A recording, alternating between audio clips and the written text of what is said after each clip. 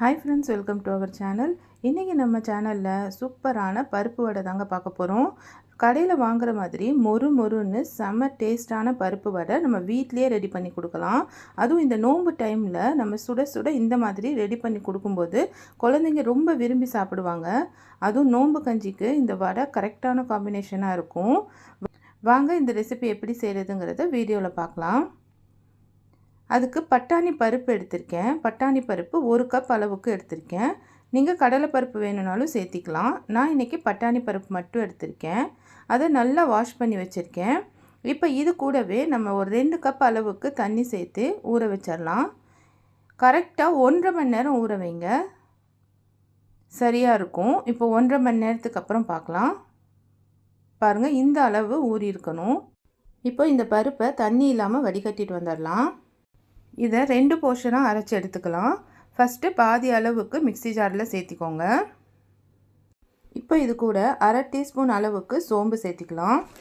அப்புறம் 2 பச்சை மிளகாய் எடுத்திருக்கேன். பச்சை மிளகாய் உங்கள் காரத்துக்கு ஏற்ற மாதிரி எடுத்துக்கோங்க.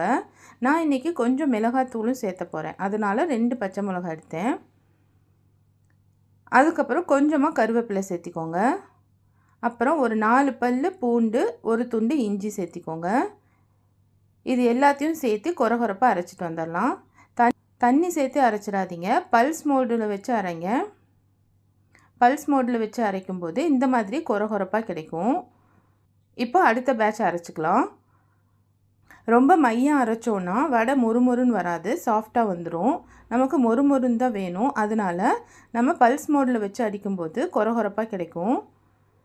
இப்போ செகண்ட் பேட்ச் கூடயும் கொஞ்சமாக கருவேப்பிலை மட்டும் சேர்த்து நான் அரைச்சிட்டு வந்துடுறேன். பாருங்கள், இந்த மாதிரி அரைச்சிட்டு வந்தாச்சு. இப்போ இது கூட ஒரே ஒரு பெரிய வெங்காயம் பொடியாக கட் பண்ணி சேர்த்திக்கிறேன். வெங்காயம் ஜாஸ்தி சேர்த்திக்காதீங்க, கொஞ்சமாக சேர்த்திக்கோங்க. அதுக்கப்புறம் கொத்தமல்லி இலைகள் சேர்த்திக்கலாம். அப்புறம் இதுக்கு தேவையான அளவு உப்பு சேர்த்திக்கலாம். இது எல்லாத்தையும் நல்லா மிக்ஸ் பண்ணி விட்டுக்கோங்க. சின்ன வெங்காயம் பெரிய வெங்காயம் ரெண்டுமே சேர்த்து செய்யுங்க, நல்லாயிருக்கும். இப்போ இது கூட ஒரு அரை டீஸ்பூன் அளவுக்கு மிளகாய்த்தூள் சேர்த்திருக்கேன். மிளகாய்த்தூள் உங்களுக்கு வேண்டாம்னு நினச்சிங்கன்னா பச்சை மிளகாவே 1 எக்ஸ்ட்ரா போட்டு அரைச்சிக்கோங்க. இப்போ இதையும் நல்லா மிக்ஸ் பண்ணிக்கலாம். பாருங்கள், இந்த அளவு நல்லா மிக்ஸ் பண்ணியாச்சு. மிக்ஸ் பண்ணதுக்கப்புறம் எந்த அளவு நமக்கு வேணுமோ அந்த அளவில் உருண்டை பிடிச்சிக்கலாம். கடையில் சின்ன சின்ன உருண்டையாக பிடிச்சி விற்பாங்க, நம்ம கொஞ்சம் பெருசாக செஞ்சுக்கலாம். பாருங்கள், இந்த மாதிரி நல்லா ஒரே சைஸில் நம்ம ரெடி பண்ணி வச்சுக்கணும். நான் இன்றைக்கி கொஞ்சம் பெரிய சைஸாக தான் பிடிச்சிருக்கேன். இந்த மாதிரி எல்லாமே உருண்டை பிடிச்சிட்டு காட்டுறேன். இந்த மாதிரி எல்லாமே உருண்டை பிடிச்சி வச்சுக்கலாம். அதுக்கப்புறம் எண்ணெய் சூடாக்கிக்கோங்க. மீடியம் ஃப்ளேம்லேயே வச்சு எண்ணெய் சூடு பண்ணிக்கோங்க. நம்ம உருண்டை பிடிச்சி வச்சுருந்த வடையை கொஞ்சம் லைட்டாக ப்ரெஸ் பண்ணி எண்ணெயில் போட்டுடலாம். இந்த மாதிரி ஒன்று ஒன்றா ஒட்டாமல் தனித்தனியாக போட்டுக்கோங்க. போட்டுட்டு உடனே நம்ம திருப்பி விடக்கூடாது, கொஞ்சம் நேரம் விடணும். உடனே திருப்பி விட்டோன்னா உடஞ்சிரும். கொஞ்சம் செட் ஆனதுக்கப்புறமேலு திருப்பி விட்டுக்கோங்க. இந்த மாதிரி 2 சைடும் நம்ம திருப்பி விட்டு சுட்டு எடுக்கணும். அடுப்பு மீடியம் ஃப்ளேம்லேயே வச்சுக்கோங்க, இல்லைன்னா உள்ளே வேகாது, மேலே மட்டும் மொறுமொறுன்னு ஆயிடும். வீட்டில் செய்யும்போது கொஞ்சம் பெரிய சைஸாகவே போட்டு எடுத்துக்கோங்க. அவ்வளோதாங்க, கோல்டன் ப்ரௌன் ஆனோடனே எடுத்துட வேண்டியது தான். பாருங்கள், சூப்பரான பருப்பு வடை ரெடி ஆயிடுச்சு. இந்த மாதிரி சூப்பராக பருப்பு வடை நம்ம வீட்டிலே செஞ்சு கொடுக்கும்போது குட்டீஸுங்க எல்லோரும் விரும்பி சாப்பிடுவாங்க. கண்டிப்பாக இந்த ரெசிபியை நீங்கள் ஒரு டைம் ட்ரை பண்ணி பார்த்துட்டு எப்படி இருந்துச்சுன்னு சொல்லுங்கள். நோன்பு டைமில் நோன்பு கஞ்சிக்கு சரியான காம்பினேஷன் இந்த பருப்பு வடை தாங்க. மற்ற எந்த வடை இருந்தாலும் பருப்பு வடையை அடிச்சுக்கவே முடியாது, சரியான காம்பினேஷனாக இருக்கும். கண்டிப்பாக இந்த ரெசிபியை ட்ரை பண்ணி பாருங்கள். அடுத்ததாக கேபேஜ் பக்கோடா தான் செய்ய போகிறோம். ரொம்ப ரொம்ப டேஸ்ட்டாக இருக்கும். 10 நிமிஷத்தில் இந்த பக்கோடா ரெடி பண்ணிடலாம். நோன்பு டைமில் டக்குன்னு ரெடி பண்ணி சாப்பிட்றதுக்கு சூப்பரான சைட் டிஷ்ஷு.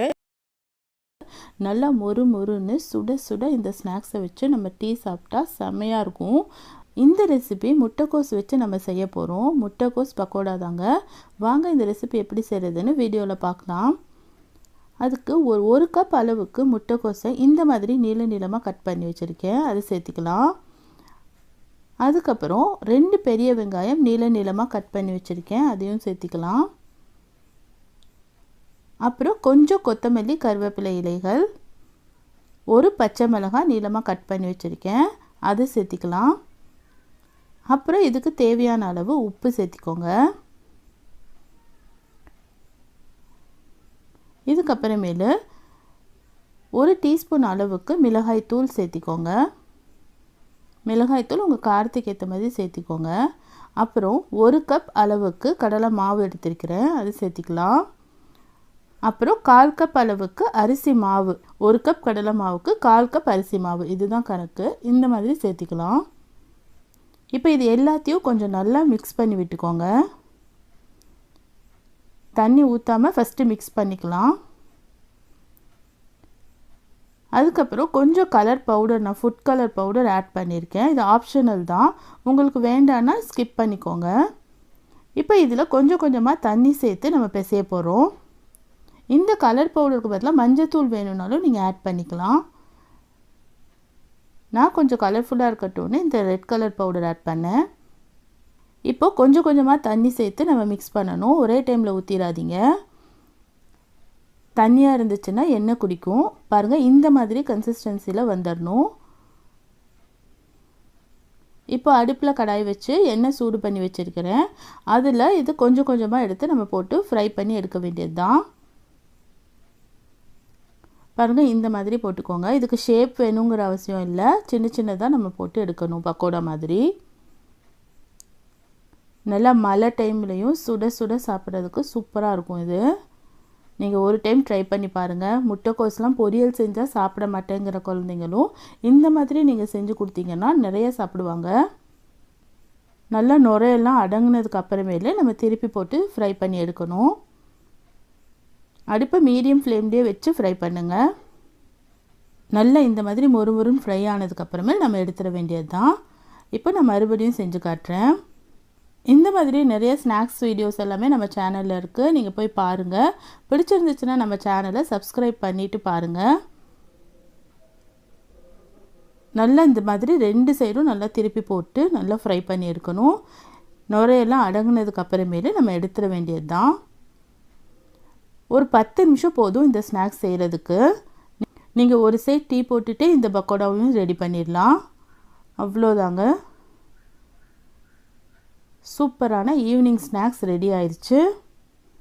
இந்த ரெசிபியை நீங்கள் வீட்டில் ட்ரை பண்ணி பார்த்துட்டு எப்படி இருந்துச்சுன்னு சொல்லுங்கள்.